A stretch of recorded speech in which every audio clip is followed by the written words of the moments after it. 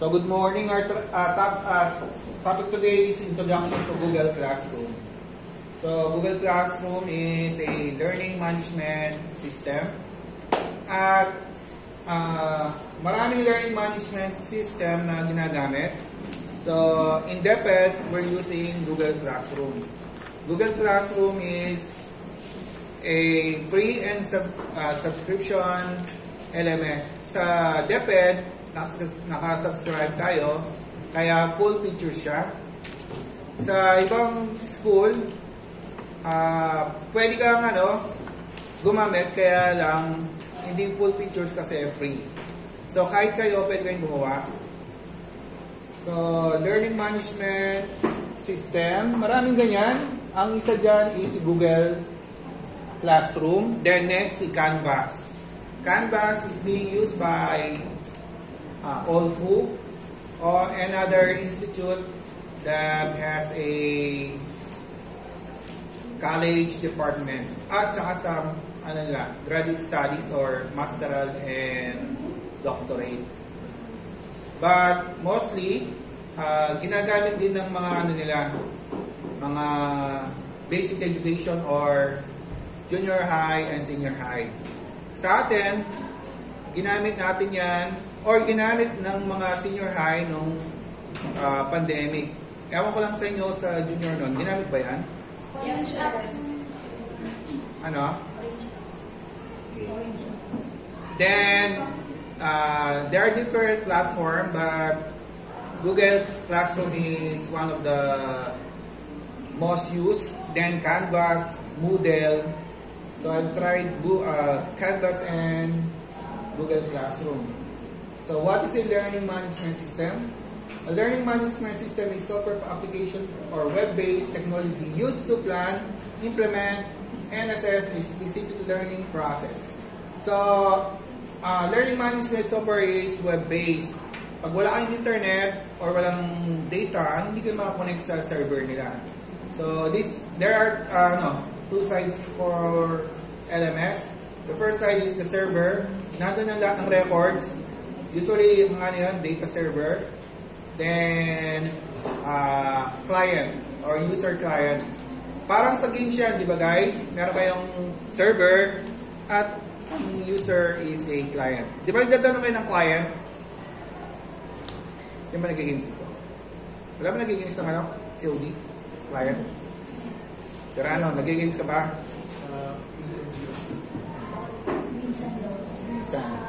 Okay. It is used for e-learning practices and its most common form consists of two elements. A server, ayan, ang server nila, and that performs the base functionality in a user interface that is operated by instructors, students, and administrators.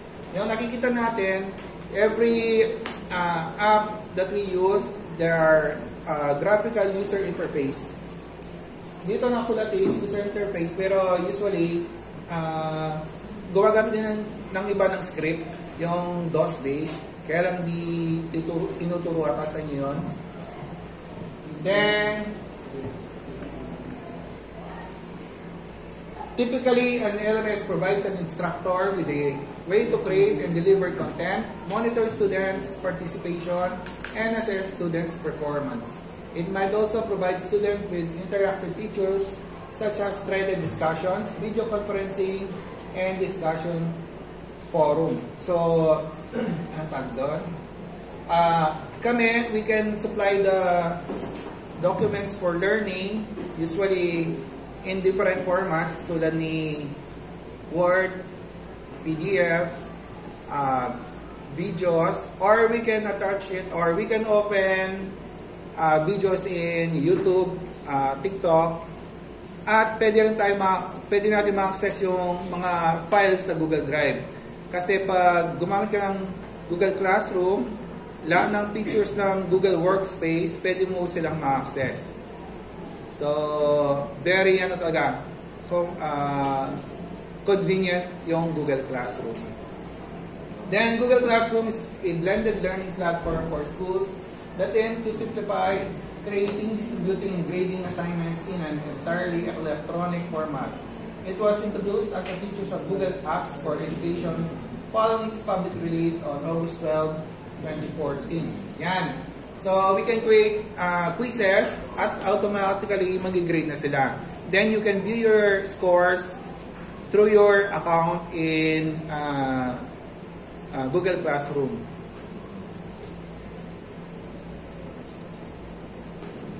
Google Classroom is a tool in Google Apps that enables instructors to create and organize assignments quickly, provide feedback efficiently, and easily communicate with their classes.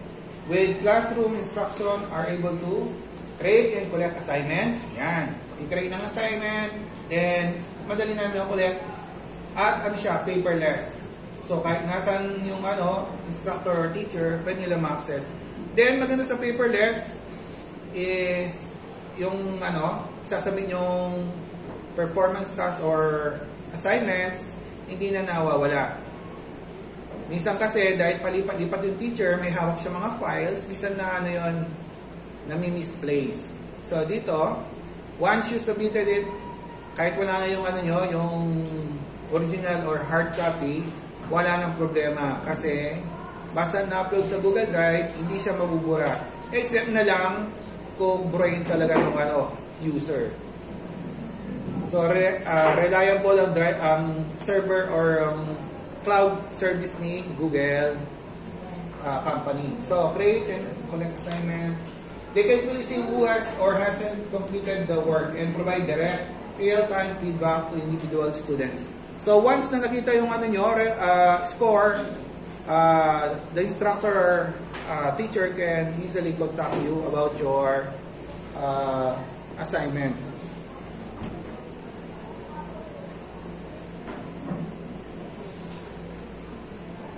Okay, so ito yung sample.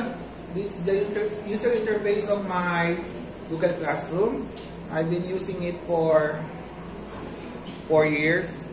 So nandito makita niyo yung iba-ibang class. So nakikita niyo dito guys, merong class na Physical Science, Grade 12, Grade 9, ICT, Grade 10, ICT, Grade 12, Adobe 1, 2, 3, 4, Grade 11, Java. So I've been teaching Java in private school. Then media information. So I was teaching in Mabalacan Institute. Then nagtuturo din ako dito. So nakapagturo ako ng public at saka private. Then meron silang sariling class. So I can record without their papers. Kahit malayo sila, kahit di nakapunta doon sa school.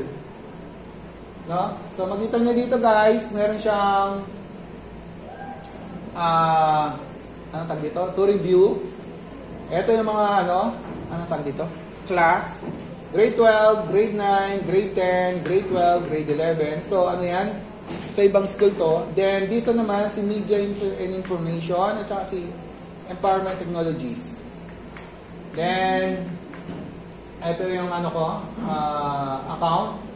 na ginagamit. So next. Then per class, meron silang topic. So naka-range. Tingnan yung topic ko. Orientation, then bigay ako ng material, in-upload ko lang. How to use G Suite, Google Classroom, Learner's Domain in Assessment, and Orientation. Then dito, nag-start na ako sa topic natin, or topic namin, Module 1. Then meron Module 2 hanggang Module 8. So titingnan natin, ginawa ko siyang video. Pakitingnan kasi mamaya sasagutin nyo.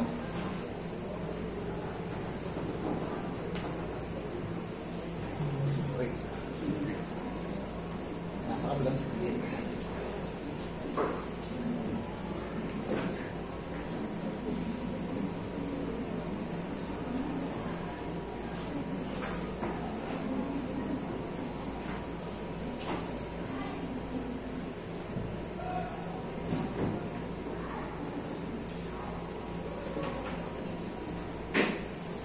Okay, so kung sa Google Classroom.google.com.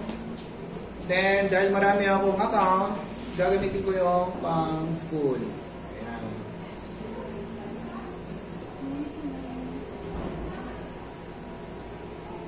Okay, ayan ang user interface. Ayan ang mga classes.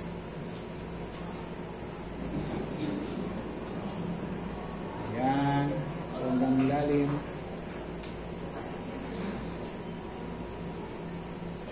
Okay. Kahit maraming class, pwede. Or multiple school, pwede.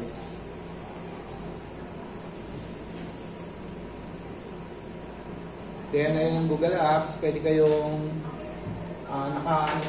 naka-integrate na siya. Then, ayan yung mga class. Then, meron din calendar. So, you can create announcement or create a Google Meet. Ayan. Hanap lang kayo kung pwede kayo mag-announce. Kahit yung announcement is sa next month or next year. Then, ayun ang mga people sa teaching. To review, ayan. So, work in progress. Makita nyo is turn in, assign, at saka graded. So, tingnan nyo, merong nag-turn in dito ng 8. Yung assign is 10. Then, hindi pa nag-grade.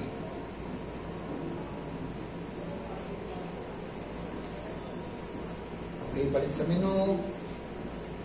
Then, ayan, you can join a class or you can create a class. So, papakita ko paano mag-create ng class.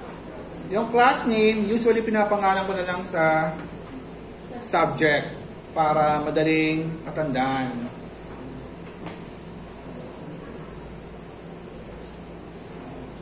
Then, yung section,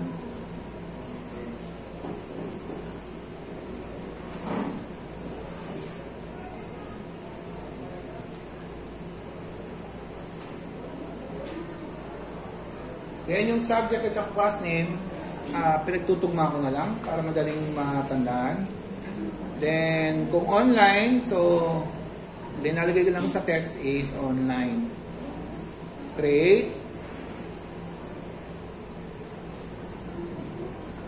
Once napindot na yung button na create, magkikreate na siya ng class. So, ayun ang class natin. Meron siyang Meet. Nakita niyo yun? Generate Meet. So, automatic meron siyang Google Meet. Then, meron siyang class code. Nakita yung class code kanina. Yan ang si-share ng tao or ng teacher o ng classmate nyo sa kapwa. Pag kilik yung class code, automatic ma-add na kayo. Then, ito yung Teams. Kung mag-add kayo ng Teams, meron siyang mga ready-made Teams. Or kung gusto nyo mag-upload ng sarili nyong design.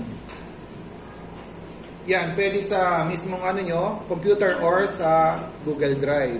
Or pwede rin maghanap sa ibang third-party application. Ayan si class code. I-share lang yan.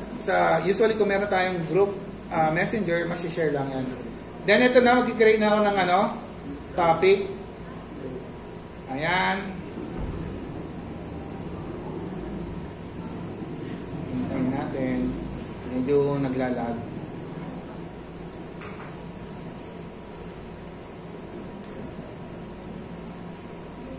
Okay, ayan ang classwork.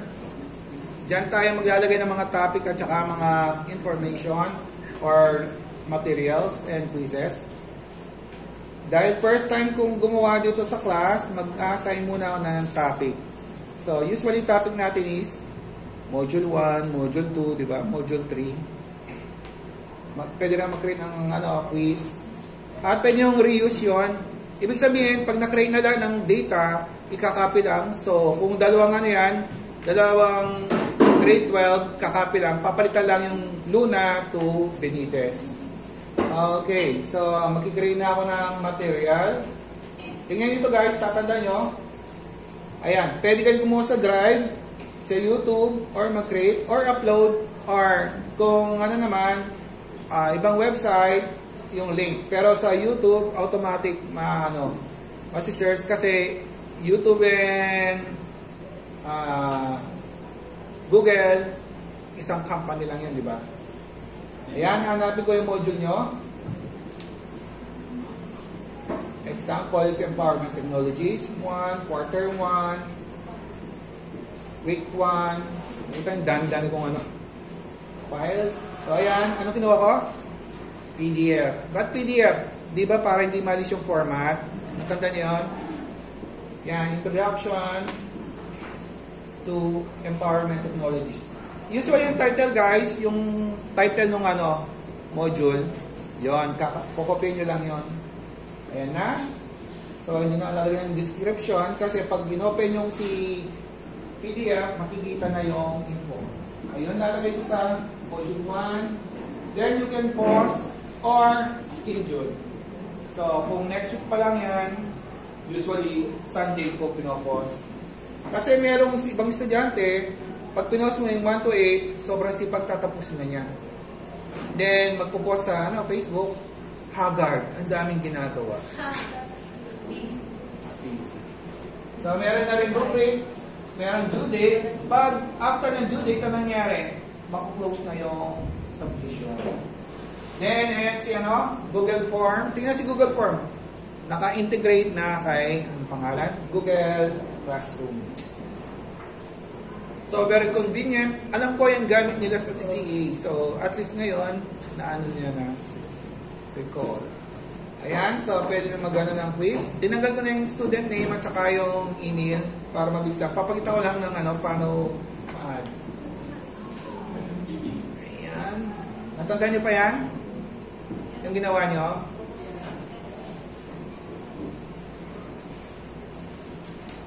So, kahit sina Google Slide, Google Sheets, pwede nyong gamitin. Or you can open your, Google Drive, you can share your folder. Ayan siya. Dapat, saan ako mag-start? Doon sa taas, di ba? Nagkamali lang ako.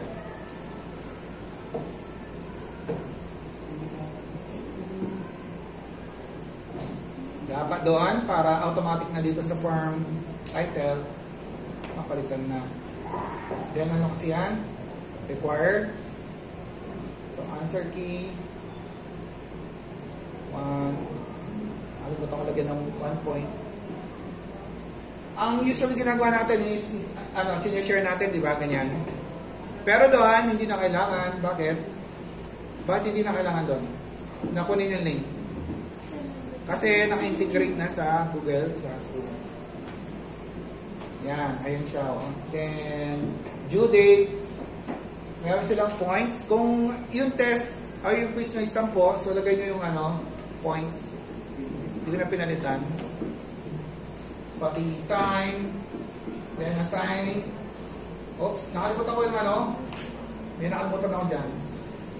Nakaano siya, wala siya sa module 1. Nakalimutan ko yung topic. Anong topic siya? 01 module, di ba? Ayun, nakalimutan ko ilagay doon. So, edit. Pwedeng edit, delete, or copy. Ayan. Edit. Module. Ayan. Nasa module 1 ha. Nagkamali na naman ako dyan. Tingnan nyo ha. Ayan. Meron pa pala isa naka-open. No, topic ulit. Galing ko, no? So, next, napansin ko, wala naman sa module 1. So, edit ulit. Okay. Ayan na, napindot ko na ng tama. Save. So, pwedeng close yan after submission. So, refresh ko. Yan, pwede yung reuse. So, yung ginawa yung pwede yung reuse. Then, ito na tayo sa people. Sa teachers, pwedeng multiple. Tatandaan nyo yan. Pwedeng multiple teachers. Then, sa student, pwede ko i-type kung friends ko. Pero hindi, ang resort is yung na lang, code na binigay sa inyo, yung class code.